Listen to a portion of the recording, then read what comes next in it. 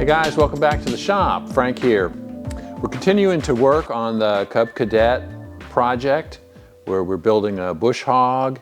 In order to use a bush hog, we got to put a 3-point hitch on this tractor and mount a hydraulic pump, entire hydraulic system actually.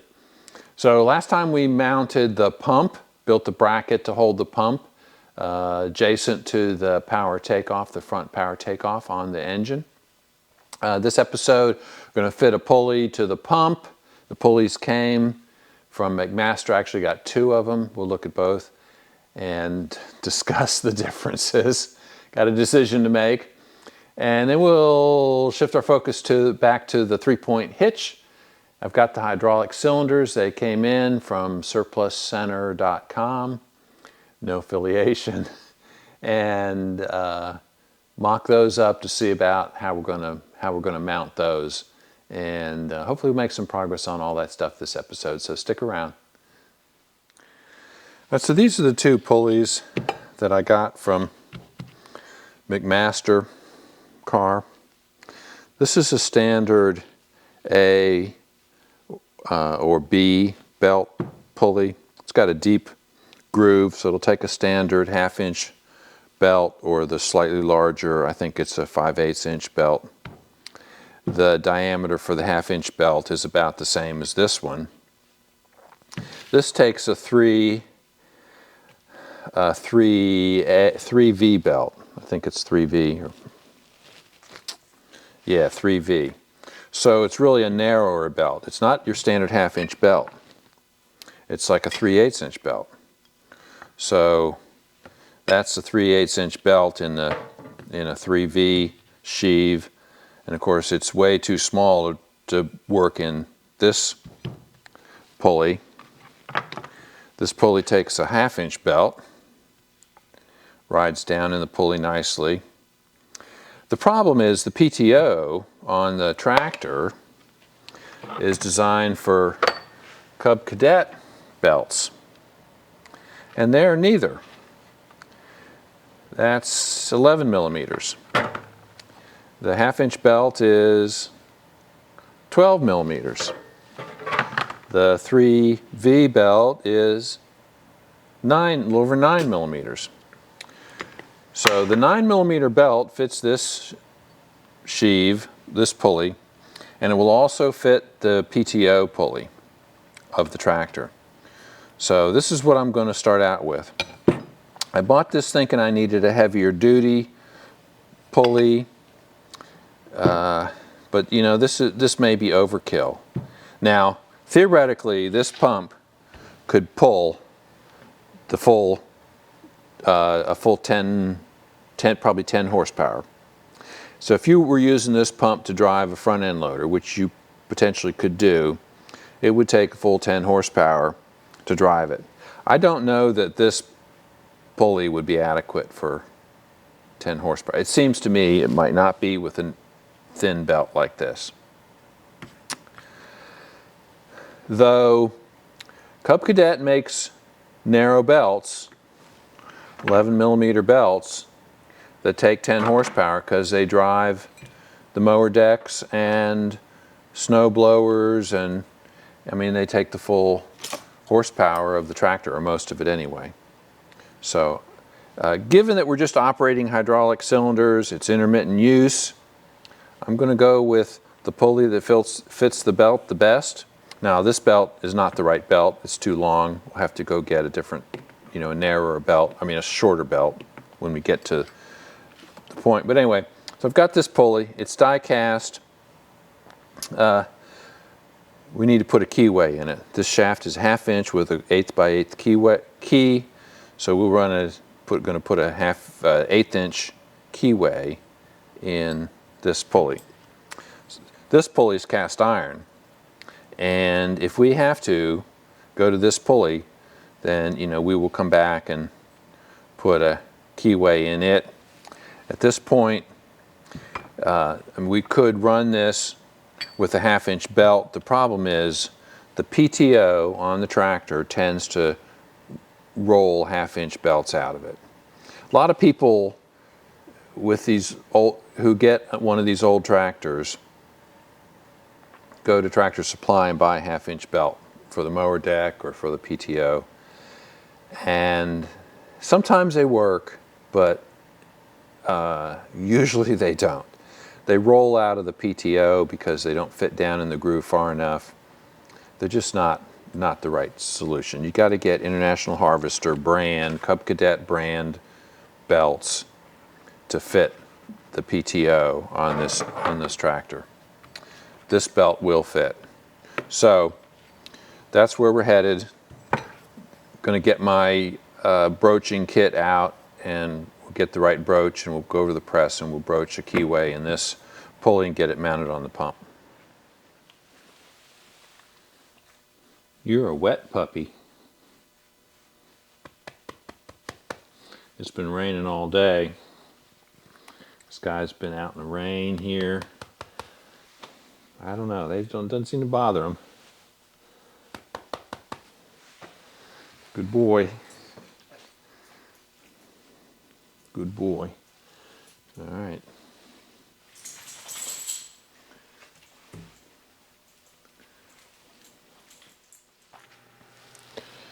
All right, I'm set up in the press here with ready to broach the keyway in this pulley. And my plan is to broach it in line with the set screw. So you have the broaching tool, which is tapered. So as each tooth goes through, it shaves off a little more metal. Here's the bushing that supports the broach.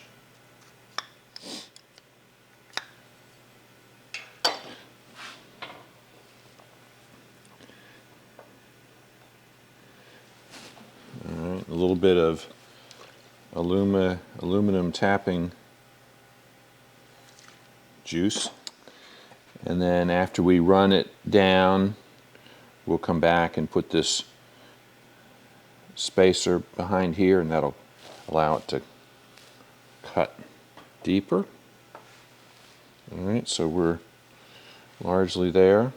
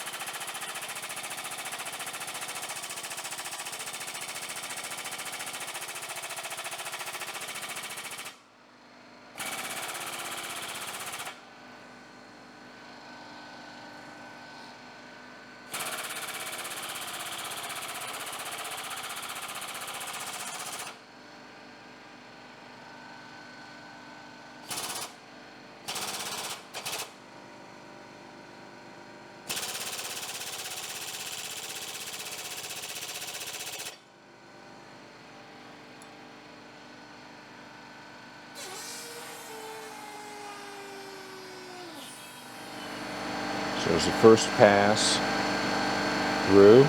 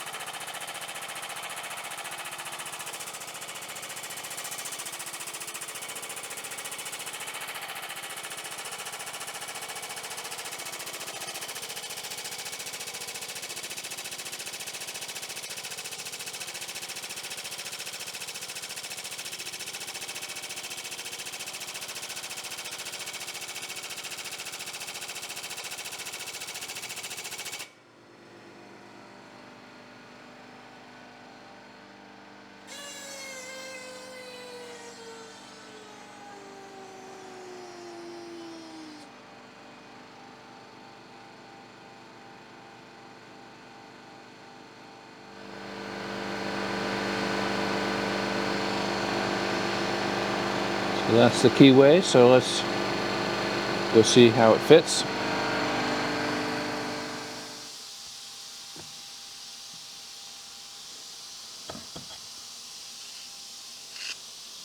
Well, that's a perfect fit.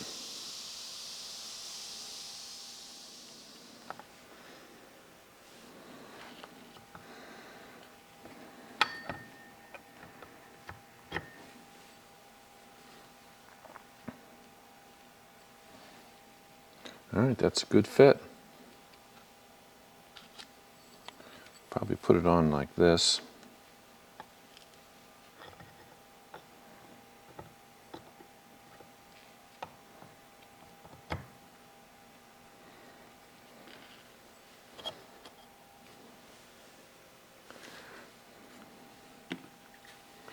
I'm going to snug this down temporarily just to keep it on there. The key sticking out a little bit. Let's take care of that.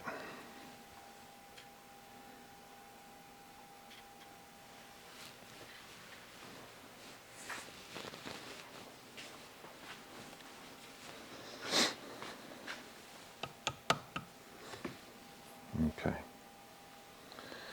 All right. So that's good. Let's go mount it back on the tractor. I'm going to turn this around so it comes up vertical. I think all our hoses are either going to come off at a 90 or up vertical. All right, so for those of you that haven't seen a broaching tool kit, here's mine. You have an assortment of bushings. So the bushings are different diameters for different bores and then different slot widths for different broaches. So you've got an array, and then you've got a set of the broaches, various sizes. So that's a pretty typical broaching tool set. This is Dumont, the Dumont company.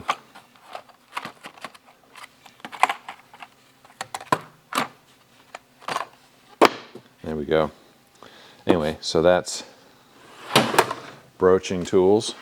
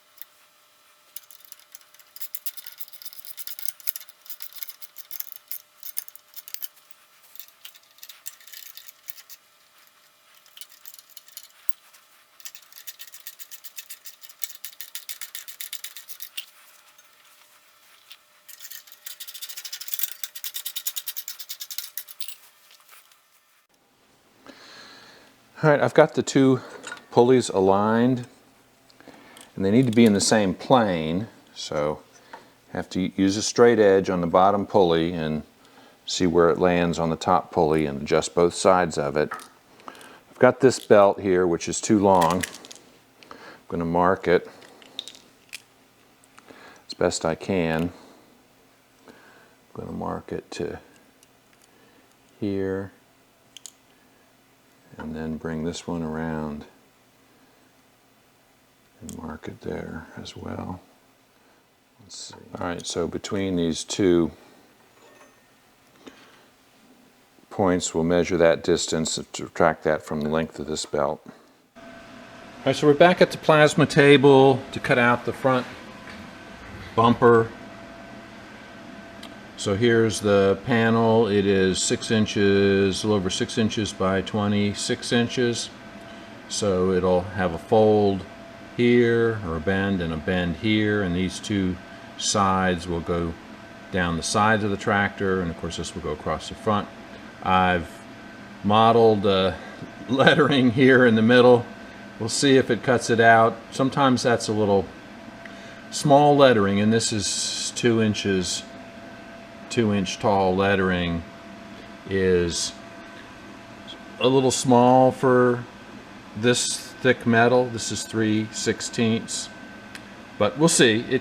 It may work fine. I suspect it'll work okay, but it may require a little bit of cleanup. So I think we're set up to go here. The air system's charged, the plasma torch is on.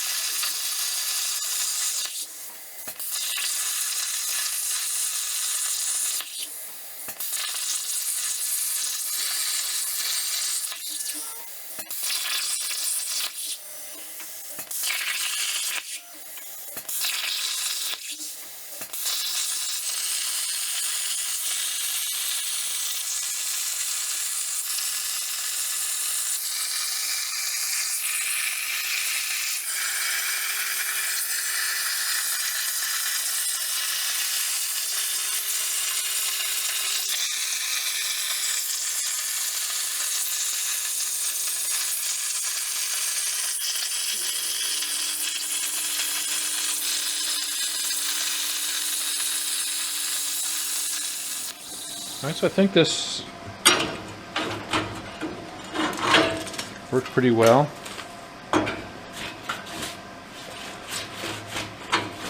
When you cut out lettering, you need to use a font which is, this is stencil, which provides support for all the components of the lettering. If you use a different style lettering, you either need to use a style that doesn't require supports, or you need to build the supports in.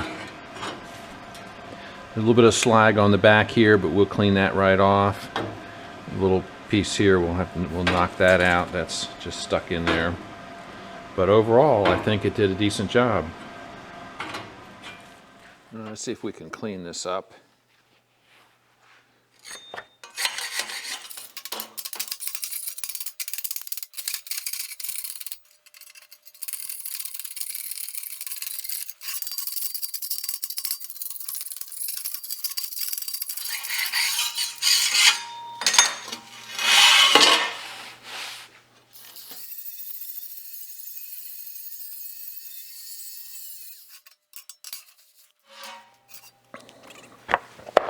Well, I think that turned out great.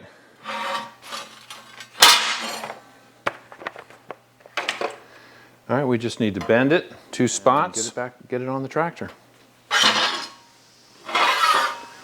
All right, I've marked the bumper where I want to bend it.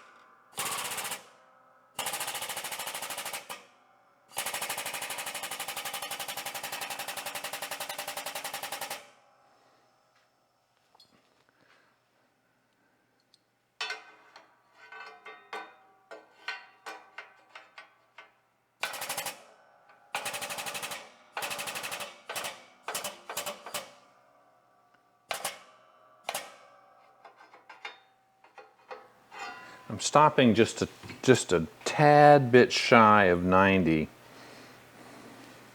so I can pull it down with the bolts.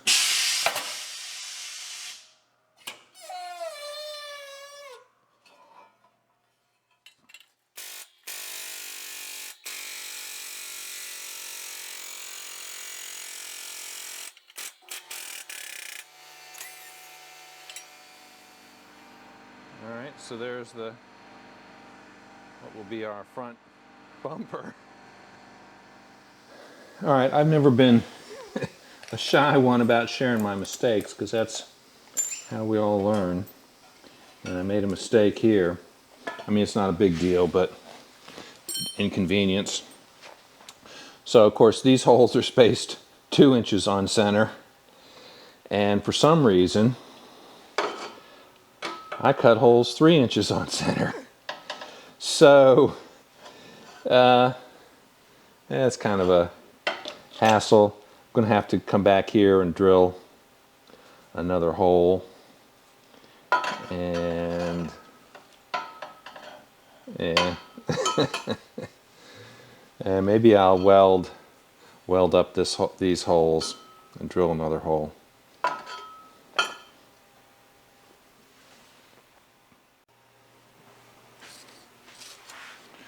These are supposed to be 1 inch in, which they are.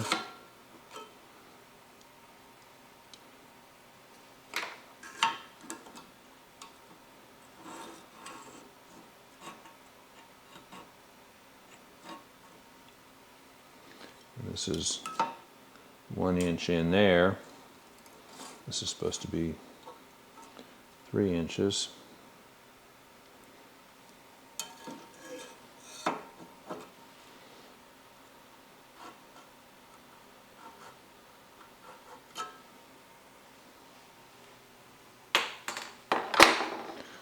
we'll drill a new hole there.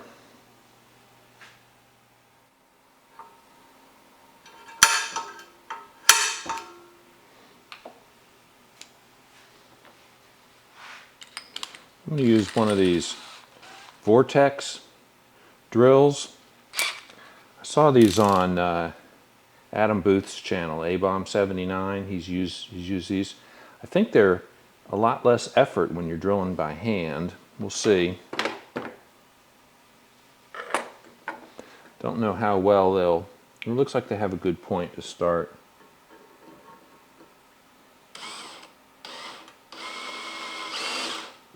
I can tell already they cut faster.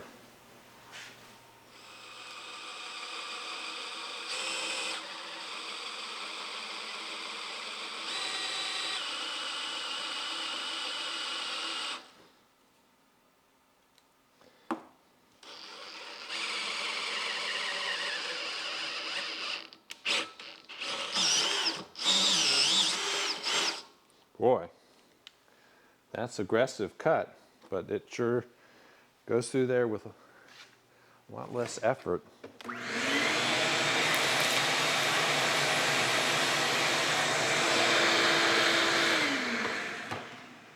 Than using a conventional twist drill.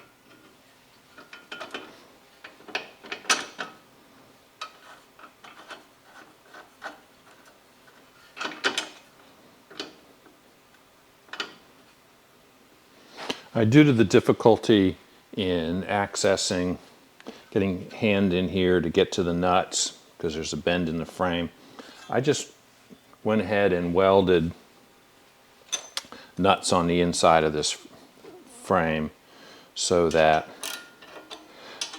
I can just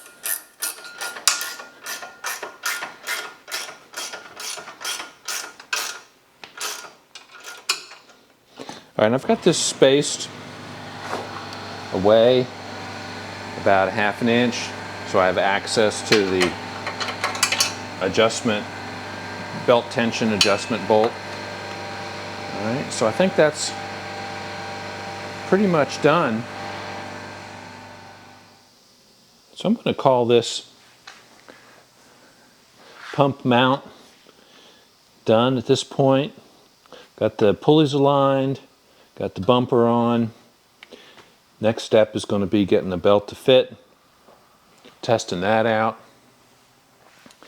And then obviously the hydraulic hookups to the pump. Now the pump can rotate in either direction. Now the engine's going to rotate. The engine's going to rotate counterclockwise. What are you guys doing, huh? What are you guys doing, huh? No, you can't go back that way. Don't go that way. You want to do anything, you got to come over here. All right, come here.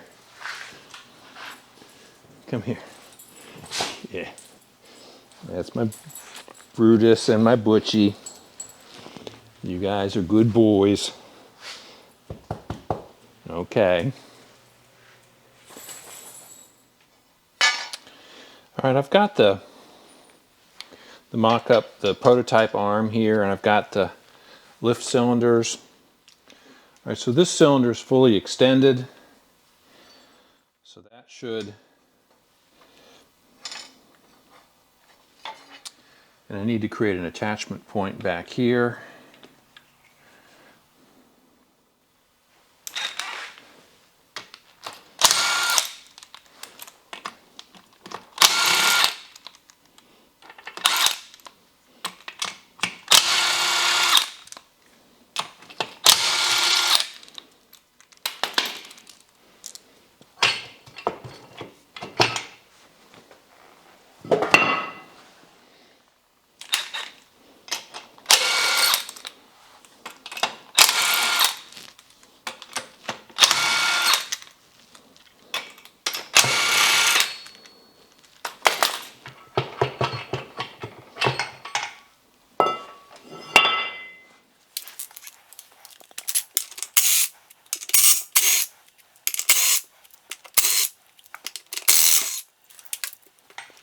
Well, that tire's full of fluid. That's heavy. All right.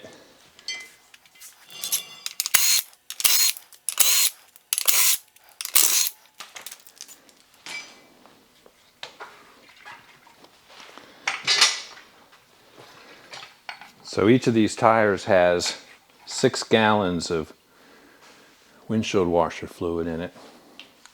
So that's 6 times 8 is 48, roughly 48 pounds of fluid, plus the tire, and it probably weighs 75 pounds, all told. Okay, it gives us access to drill a hole all the way through. Let's get a square and mark that, and we'll get the mag drill, and we'll drill from both sides. 3/4 inch hole. And then that will work to support the inside end of the lift cylinders.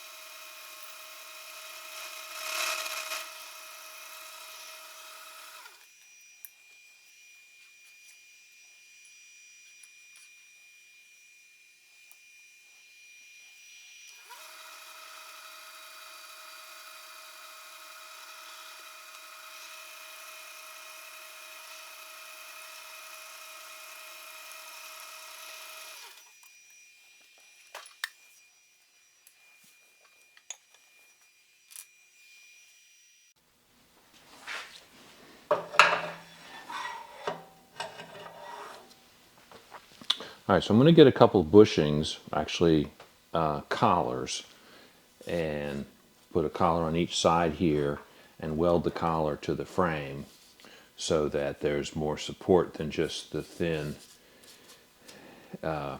metal of this frame.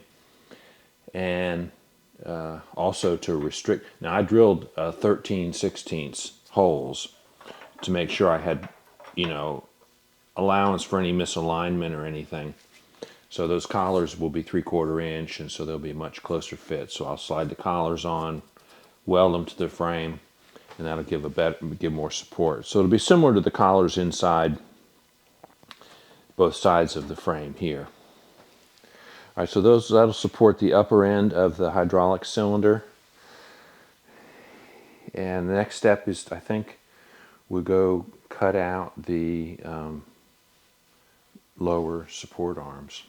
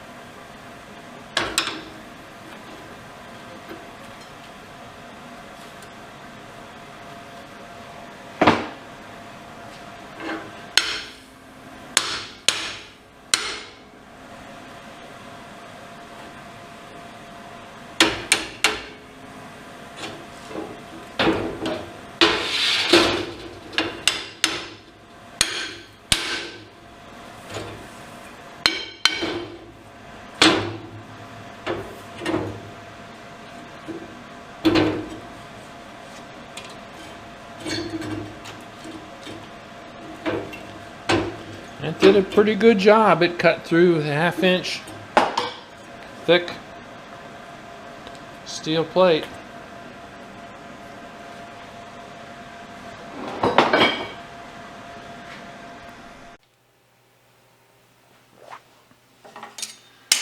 All right, so these are the swivel eyes that weld onto the ends.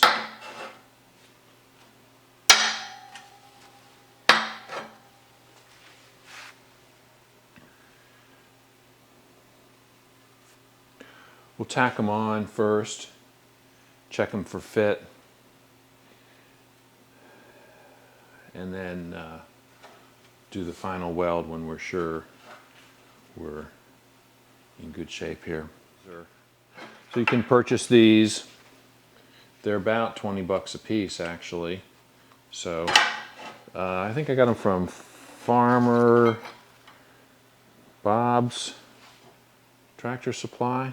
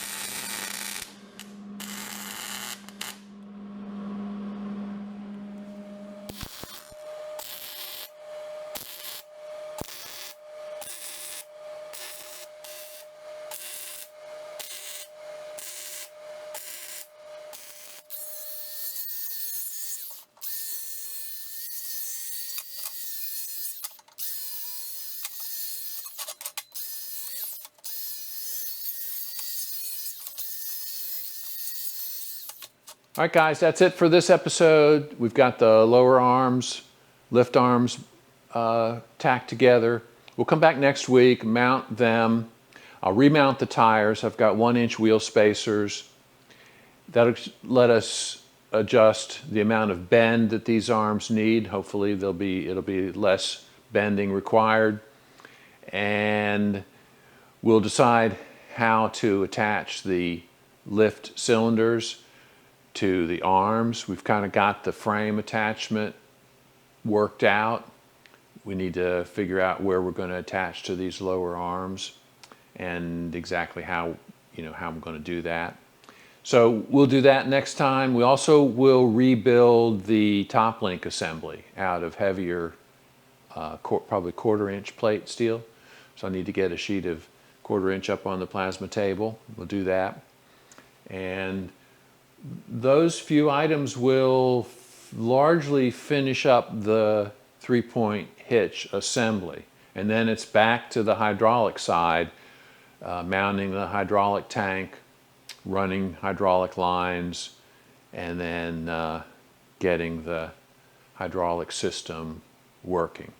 So that's coming up in the next couple episodes. After that, it's on to building the bush hog, which I'm kind of anxious to get to, but I need to finish these tasks first because the bush hog's no good without a mounting system. So I hope you enjoyed watching all this shenanigans in the shop. I'm having fun. I don't know about you guys. So thanks for watching.